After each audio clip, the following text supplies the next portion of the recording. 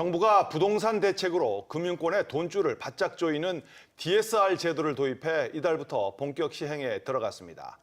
시행한 지 열흘밖에 안 됐지만 서민들의 고통이 더 커지고 있다는 목소리가 쏟아지고 있습니다.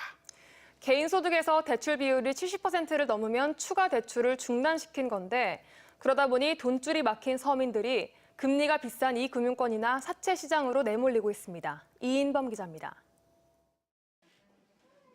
중소기업에서 퇴직한 박모 씨. 자영업에 필요한 자금 마련을 위해 은행 창구를 찾았지만 거절당했습니다. 집장만을 하면서 다소 과하다 싶은 대출을 받은 게 9.13 부동산 대책으로 나온 DSR 70% 기준에 걸린 겁니다. 직장을 그만뒀으니까 뭐라도 해야 되는데 이런 정책이 있는 줄 몰랐어요. 이런 정책이 생겨서 좀 난감하고. 총체적 상환 능력 비율로 불리는 DSR은 주택담보대출뿐 아니라 신용대출, 카드론, 자동차 할부금 등 모든 부채를 소득과 연계시켜 규제하는 제도입니다. 즉 1년간 갚아야 할 부채가 자기 소득 대비 70%를 넘으면 은행에서 대출하지 못하도록 돈줄을 바짝 조인 건데 지난달 31일부터 시행에 들어갔습니다. 그러다 보니 급전이 필요한 사람들이 신협이나 마을금고, 저축은행 등과 같은 제2금융권으로 향하고 있습니다. 평소에는 5건에서 6건 정도 대출 상담이 이루어졌었는데요.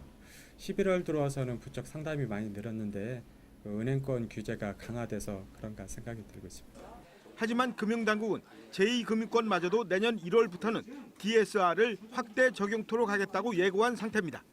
이럴 경우 궁지에 몰린 서민들은 살인적인 금리 부담을 안고 대부업체나 사채 시장으로 내몰릴 우려가 큽니다.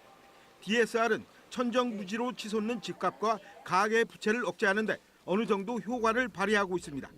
하지만 경제적 약자들에겐 생계를 위태롭게 하는 극약 처방이라는 점에서 탄력적인 운영과 함께 서민금융 확대 정책을 내놓아야 한다는 지적이 나오고 있습니다.